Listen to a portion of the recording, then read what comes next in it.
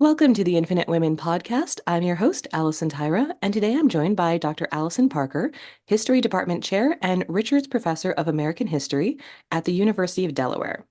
Dr. Parker is the author of Unceasing Militant, The Life of Mary Church Terrell.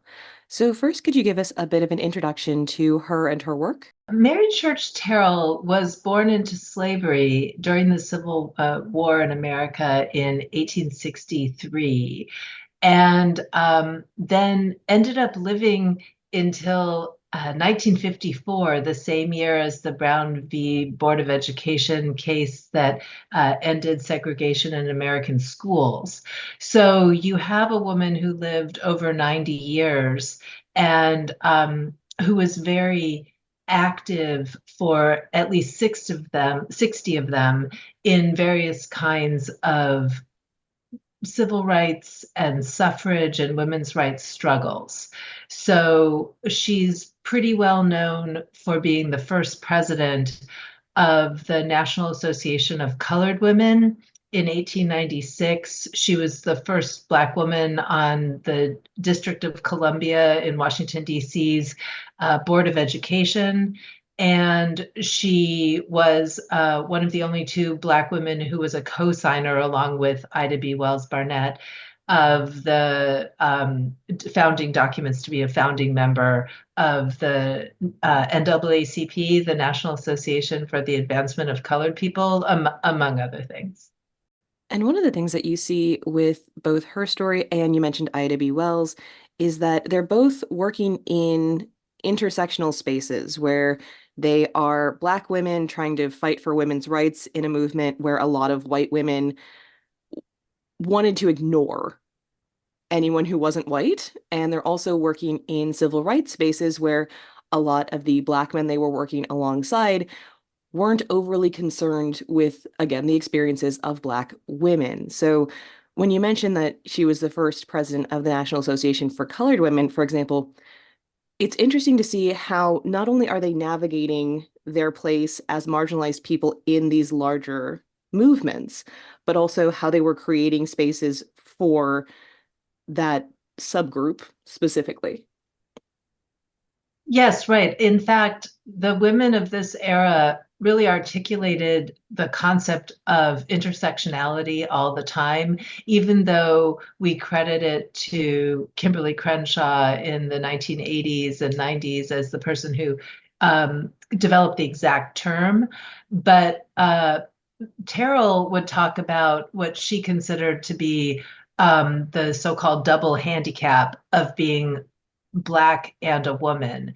And she talked about how Black men only had to overcome racism and white women only had to overcome sexism, but Black women had to overcome both sexism and racism, which she thought put them in a very unique intersectional position. And so, from that perspective, they had to work extra hard to figure out, as you point out, how to fit into both the women's movement and the civil rights movement as defined by Black men. And so, in both cases, they had to make claims for themselves and space for themselves. And in fact, one of the things that's remarkable about the National Association of Colored Women, this NACW group that they form in 1896, is it's actually the first national secular group of any African Americans. That and the idea that they had is that they needed to defend themselves and create a group for themselves because they specifically, as Black women, were being targeted for extra abuse and really terrible comments by white journalists who made a point of targeting Black women and trying to disrupt alliances between women in Great Britain and America by writing lots of slurs about their supposed sexual immorality, et cetera, to women in England. And so this created a sense that they needed to stand together by themselves. And so Mary Church Terrell was someone who, because she managed to get a lot of higher education, which was unusual for any woman at the time, but especially for a Black woman in the decades after the end of slavery. She was able to insert herself into predominantly white spaces and be able to vocalize and tell white women about their priorities and concerns of Black women, which were often the disenfranchisement of Black men, not just we Black women want the right to vote, but technically, Black men do have the right to vote from the 14th and 15th Amendments, but they're not actually able to by the end of Reconstruction in the American South.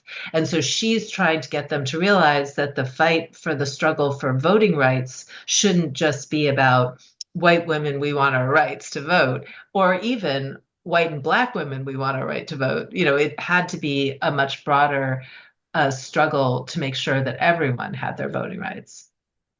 Well, it's also important to remember that a lot of the white suffragists not just were being discriminatory against black suffragists, like, no, you can't march in our parade, like they're middle school mean girls.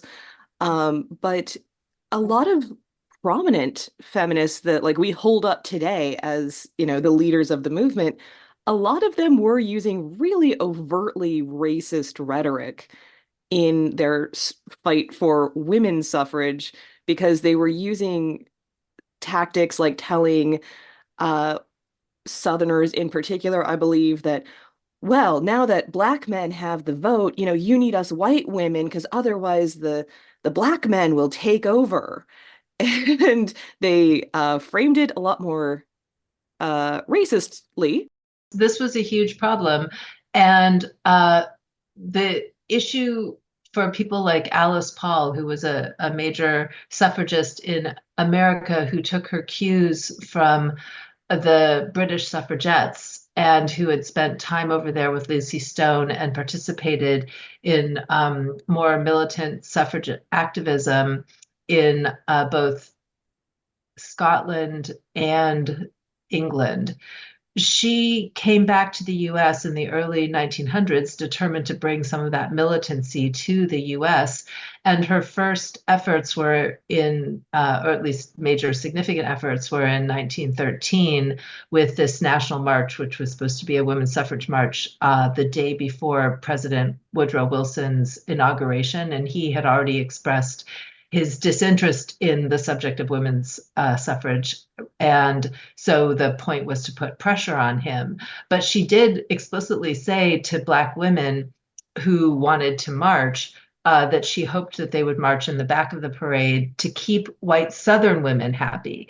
And the woman who's most known for raising this issue and for insisting that she march with her Illinois delegation is the anti-lynching activist and civil rights activist Ida B. Wells Barnett. And that is a true fact. But what gets lost, and that I talk about in my book, is that actually there were dozens of Black women who marched in the parade all throughout the parade that day, and they all refused to march in a segregated way. And Terrell played a big role with another famous suffragist, Inez Mulholland, who was the woman who is a lawyer and a suffragist who ends up riding in a white outfit, with a cape and a crown and on a white horse leading the parade. So she's a very famous figure in the parade. But they ended up working together because they had known each other from having met in London in 1904.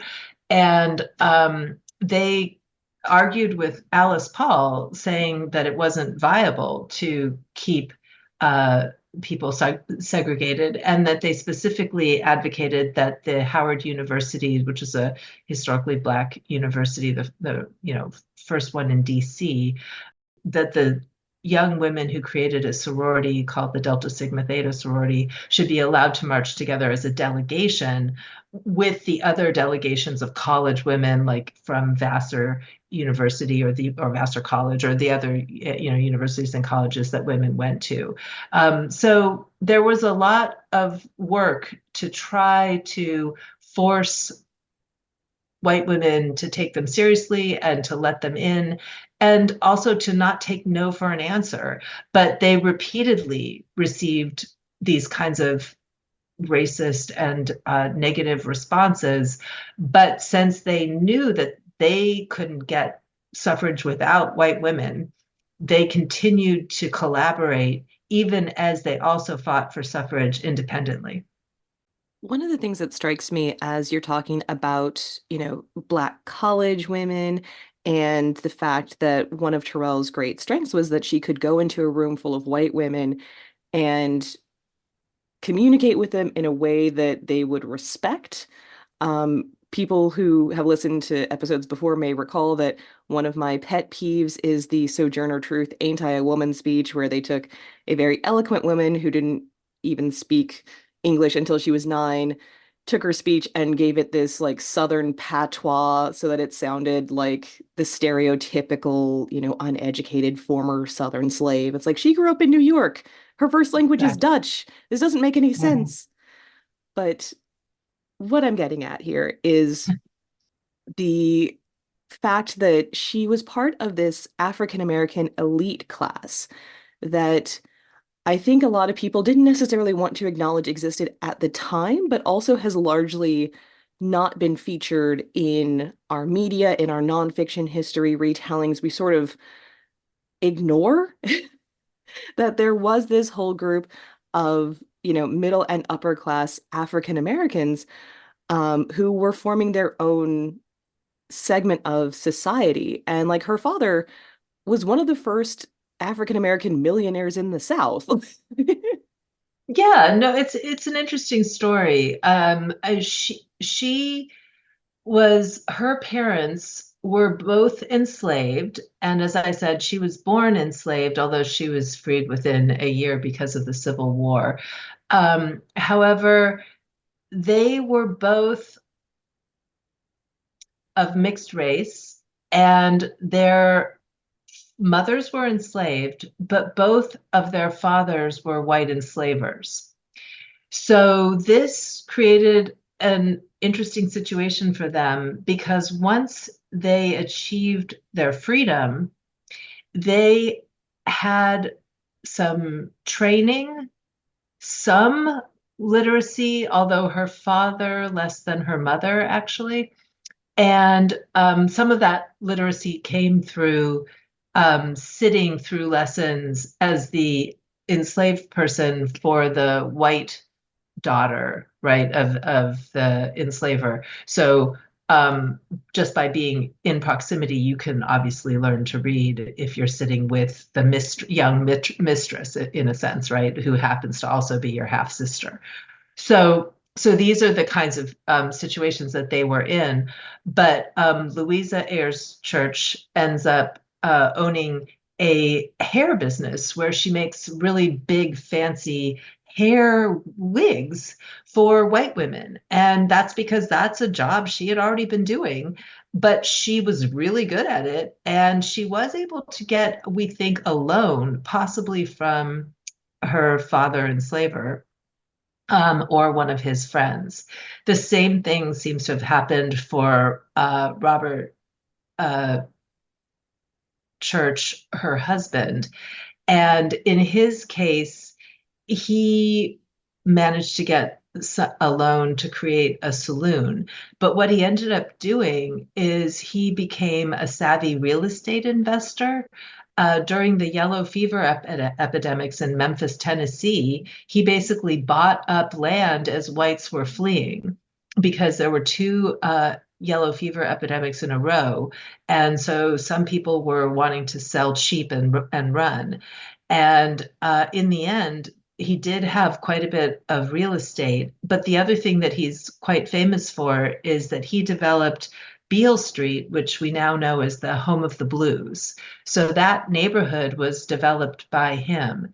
And with that money, they were in the early from here she is as a young girl in Memphis, Tennessee, and they are looking around and they're making enough money to see that they can't put her in any school in Tennessee.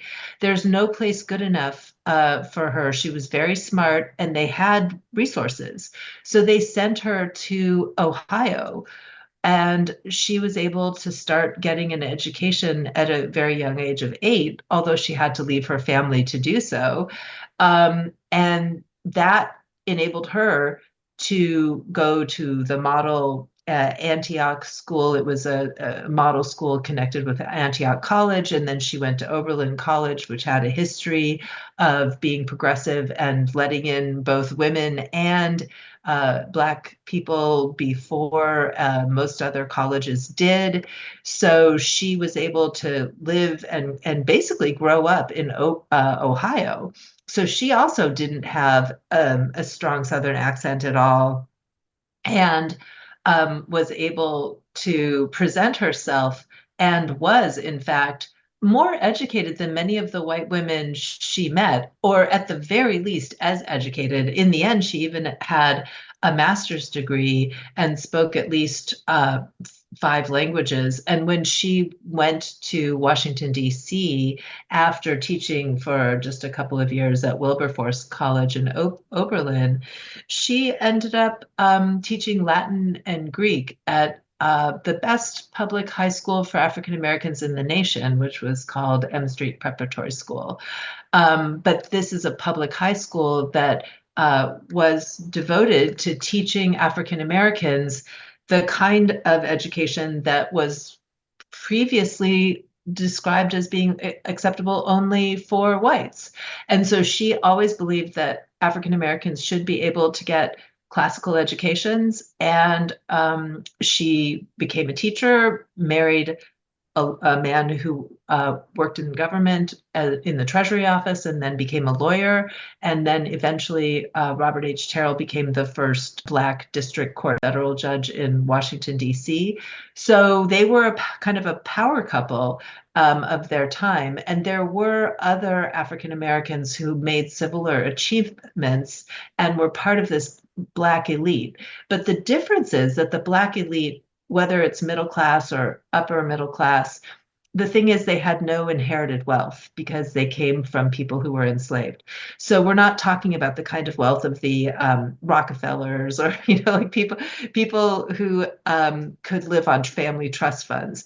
If you were a middle class person with a job at the post office and you got a paycheck every single week or month, you were part of the Black elite. So the term is much broader and more fungible than what we would think of when we're thinking of elites in other contexts. It is interesting how it becomes more stratified because, as you're saying, like this isn't inherited wealth, but she would have been arguably that first generation who was inheriting, I assume, a degree of wealth from their parents. And I actually have an episode on Mabel Grammer, who was part of the New York Black social elite a few decades later. And one of the things we talked about was she was writing a society column. At the time, her name was Mabel Alston. So it was Mabel Alston's Charm School, something like that. And she was basically a beauty influencer before social media and everything. But she would get complaints about you never highlight working class women. You never highlight darker skinned women. So it is interesting this sort of transition that we see over maybe 100-year period, probably less actually, where you're going from someone who had a job and had a regular paycheck was part of this group, but then as time goes on, the hierarchy gets more incremental. I do think that the women of Mary Church Terrell's era, starting from the 1880s and 90s, when they were adults, all the way through the 1920s and beyond, were actually more interested and willing to have cross-class alliances than we realize.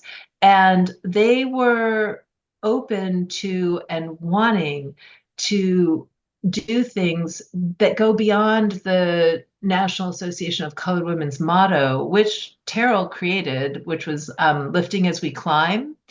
And that does sound kind of condescending, right? Because it implies we're up higher and we're pulling you along.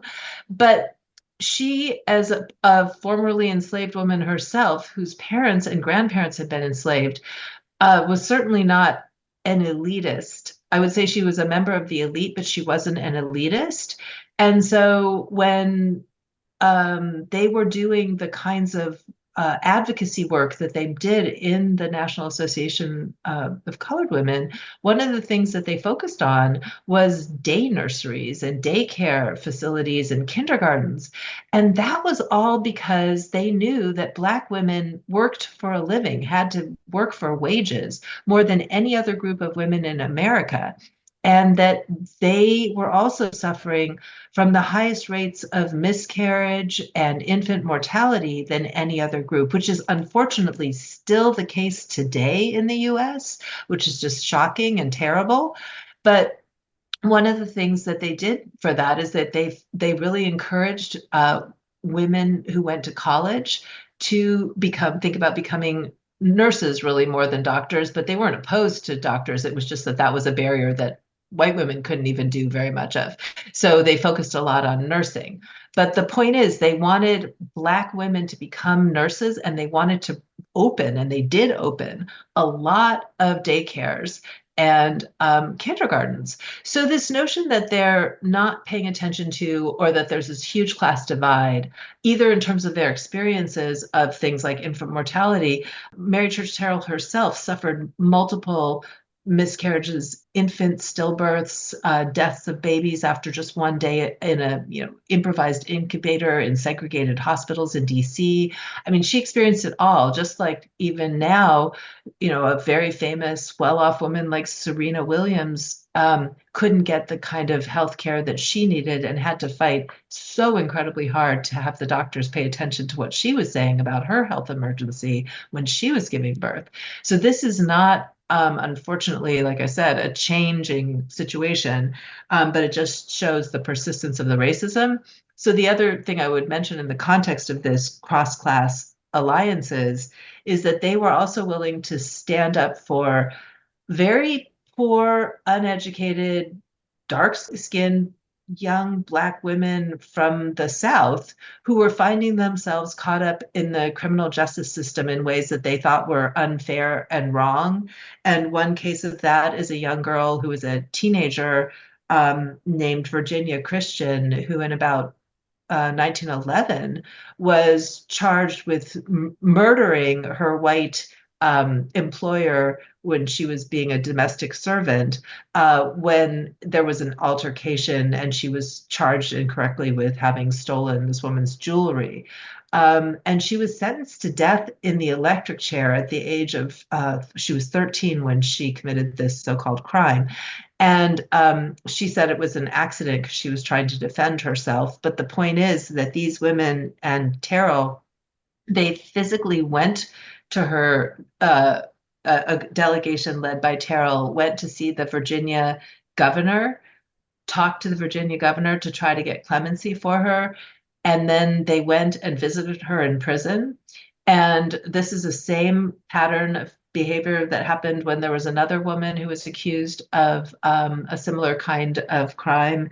And then later, during 1919, and then also even in the 1940s, Rosalie Ingram was a Black sharecropper who was accused of, she and her sons, of murdering a white man who was trying to sexually assault her when she was on her own land.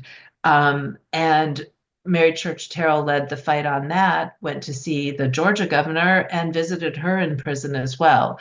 So this idea that there's this hyper elitism isn't as straightforward as we might think.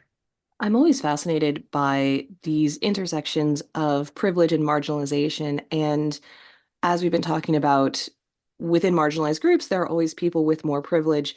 And whether those people are using their privilege to, as you said, uplift the members of their group who have less privileges, as opposed to those who, whether or not it's their own opinion. So whether or not the white suffragists were actually just being racist versus were they just trying to appease because they knew that they had to have this support from people who were racist? I don't know that from a practical standpoint, it really makes that much difference in the outcomes. But when we're talking about sort of a respectability politics approach, because this also seems to be a conflict that you see in a lot of rights movements of the folks who say, if we just behave properly, then they'll give us our rights, versus the side that's more militant, that say the suffragists who were breaking windows.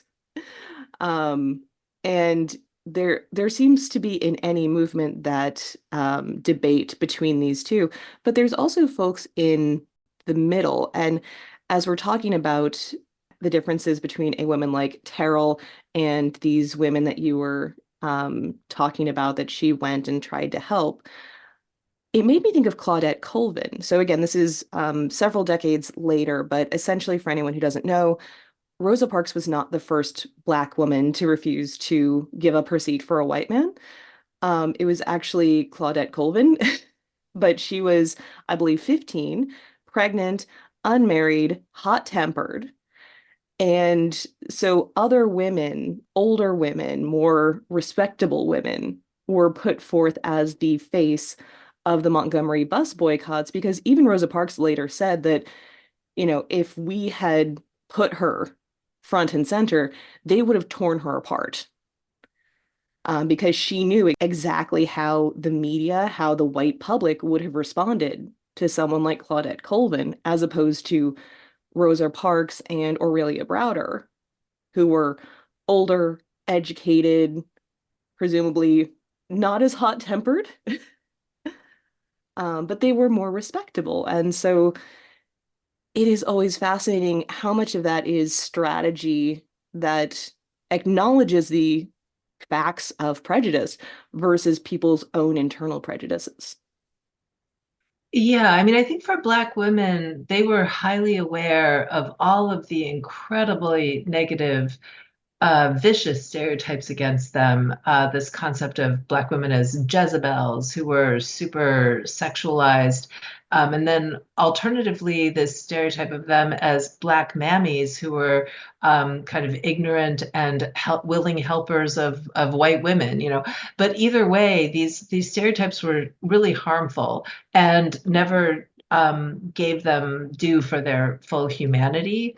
And so they developed this politics of respectability as a way to counter all of this prejudice. So it was very self-conscious, and it was a decision that many middle class Black women, especially who had the means and the education to do so, decided to adopt. So it's absolutely true that Mary Church Terrell chose the path of respectability in the sense that she um, knew that she would get farther with her Black freedom struggle goals if she did it while dressed to the nines with these crazy, amazing hats and the look of the day that she would wear.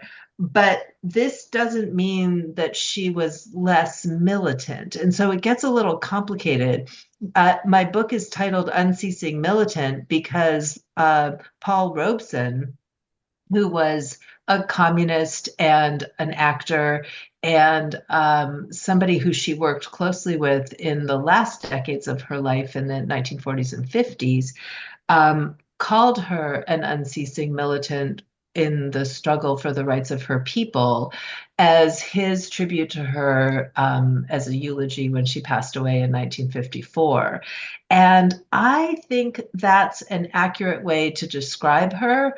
So she was pragmatic about using this respectability, but not to be fearful or to make compromises, because in fact, she was one of the more militant Black women around in the sense that she did march in the suffrage parade, but she also was one of the only she and her daughter Phyllis were some of the only people who we've so far been able to document participated in the National Women's Party's picketing before the White House during World War I. So I believe that other Black women participated, but we just haven't yet found evidence of that. We know for sure that she did.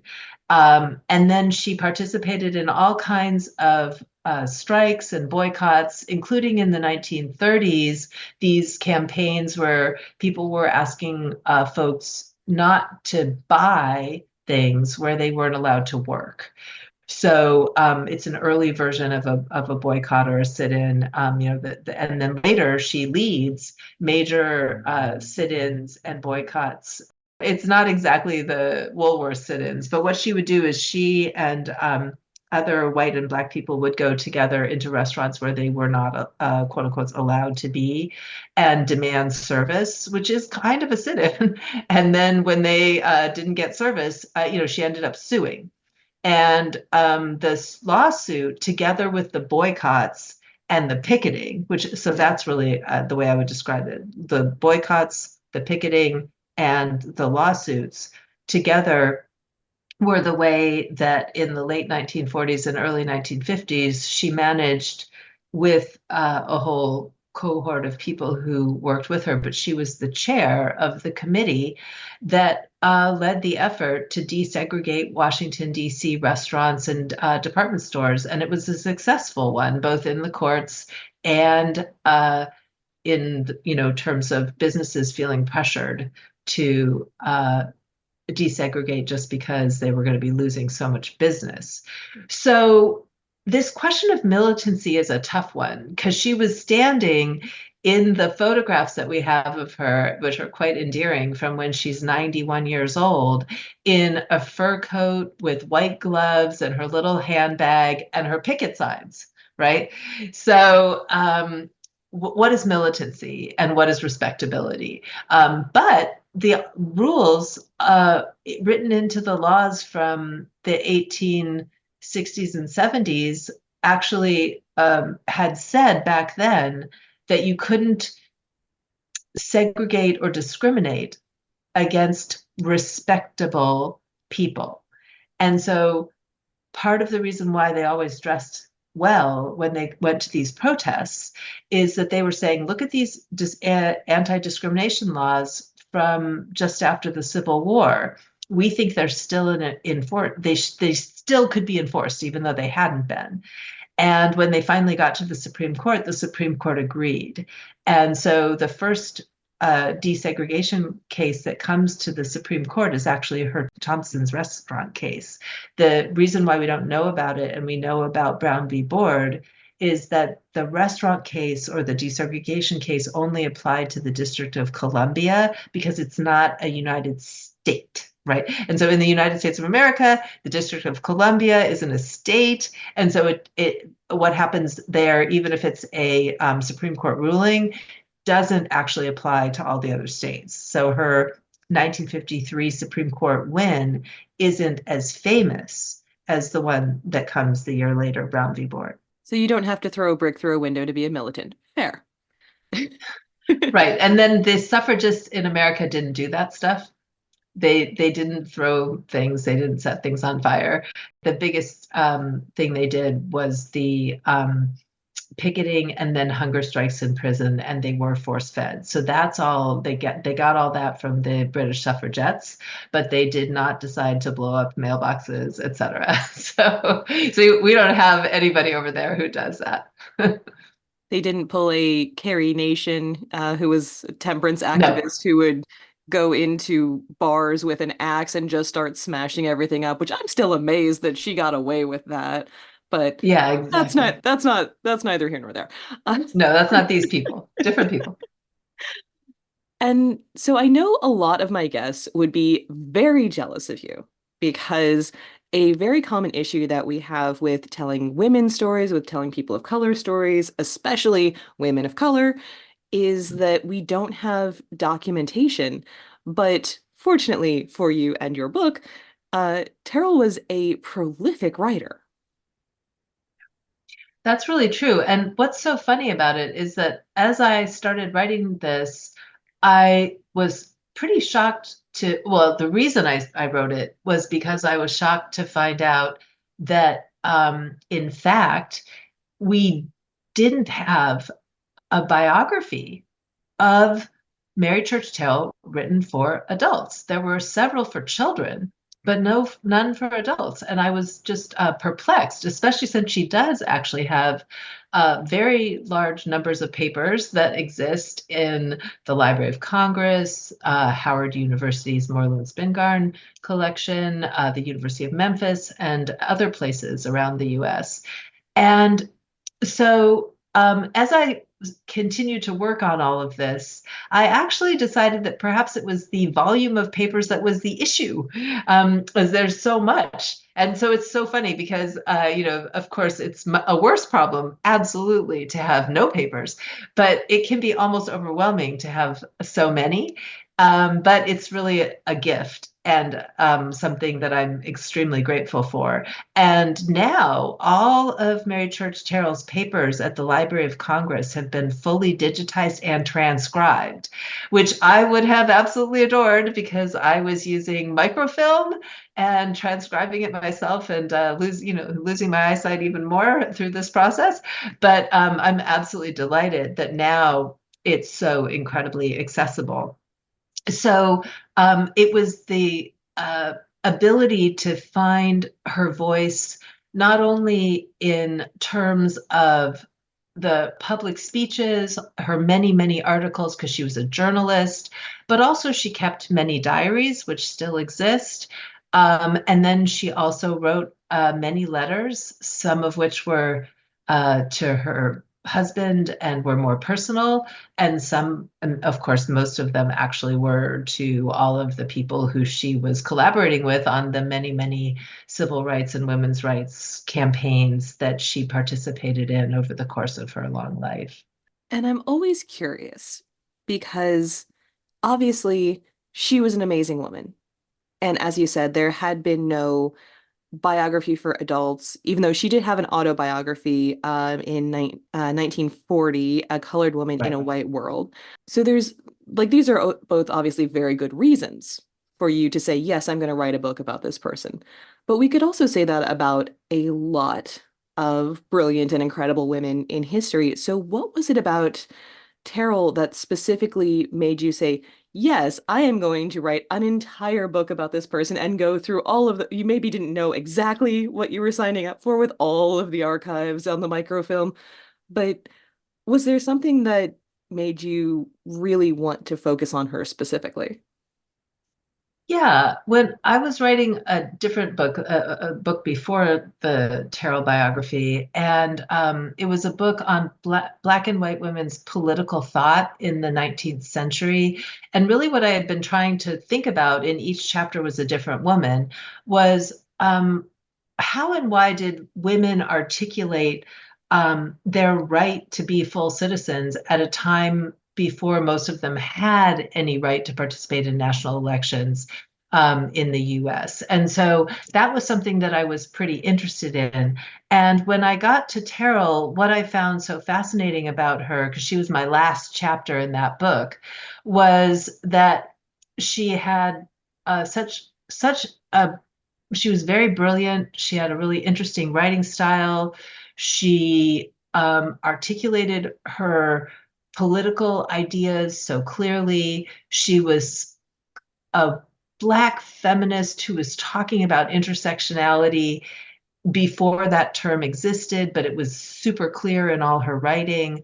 And she had a sense of humor and talked about loving to dance, and her kind of passion for life was really there as well.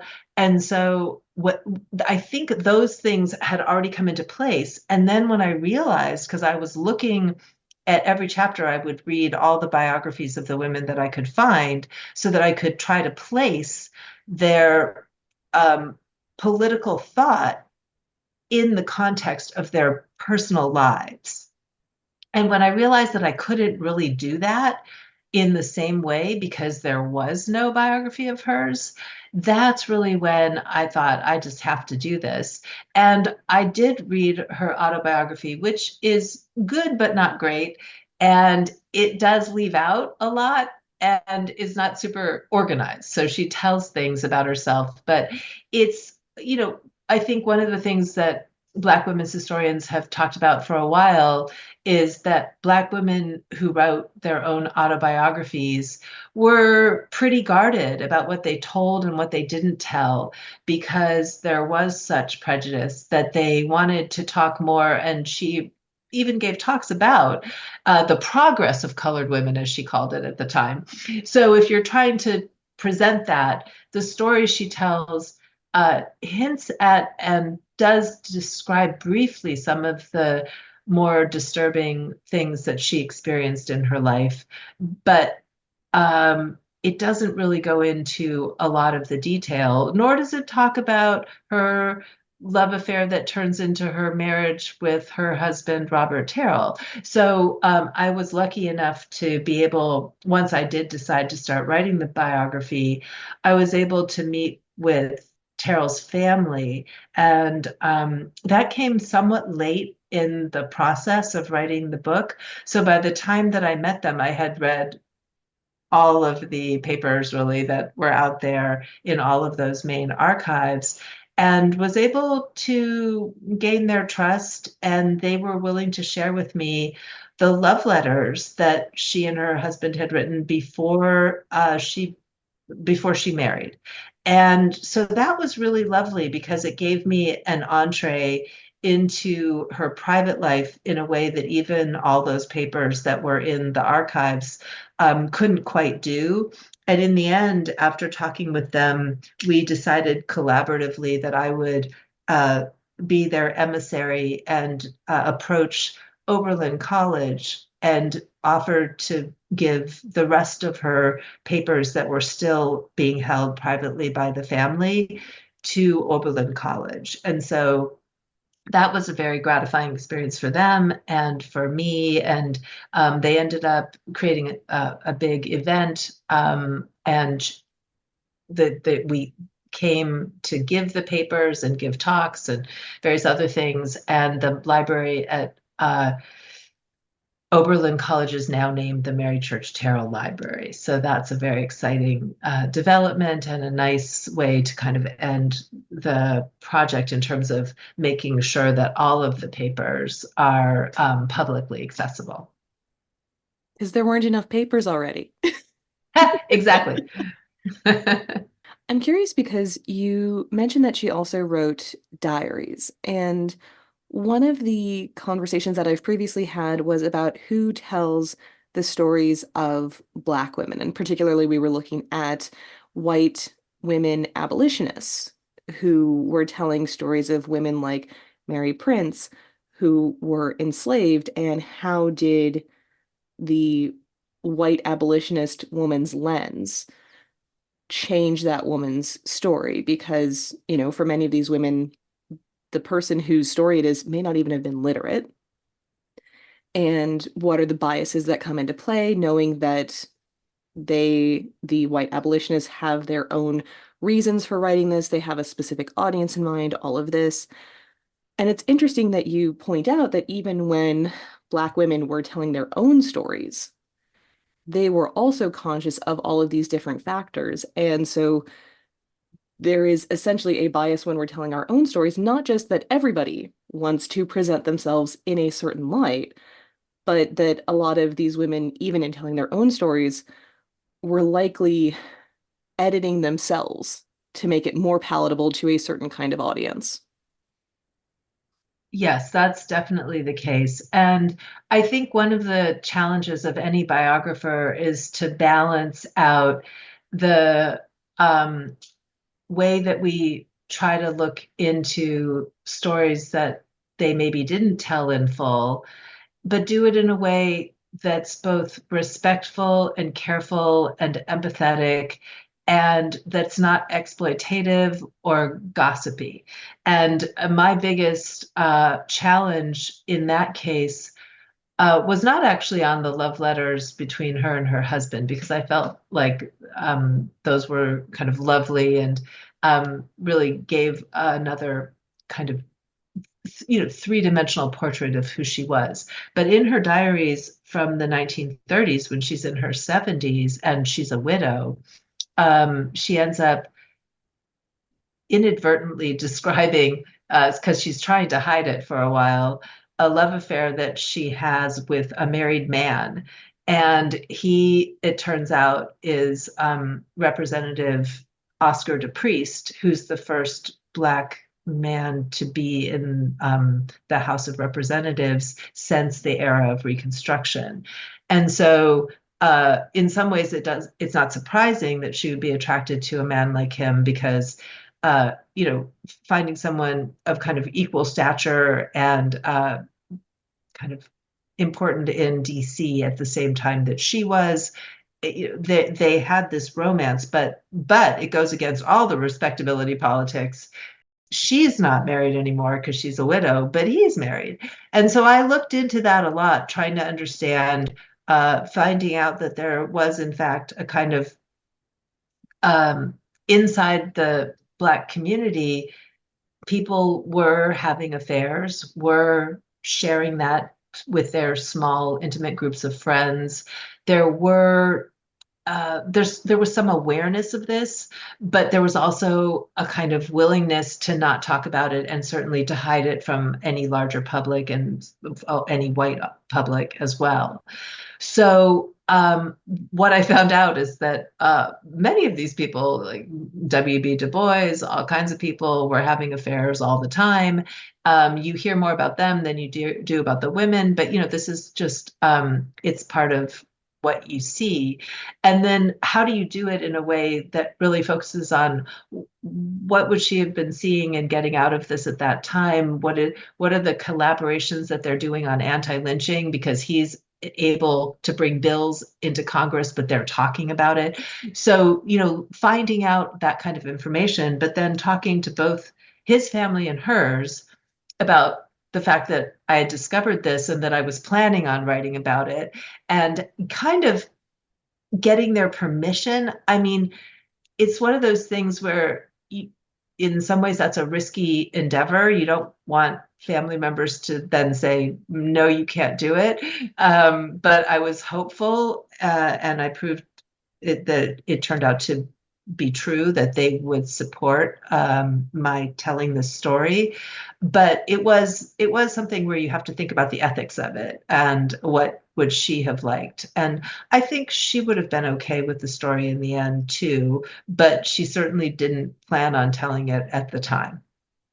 I feel like something we're touching on here is that frequently in our views of history, we flatten people into one-dimensional characters. You are either a hero who can do no wrong, or you're a villain with no irredeemable qualities.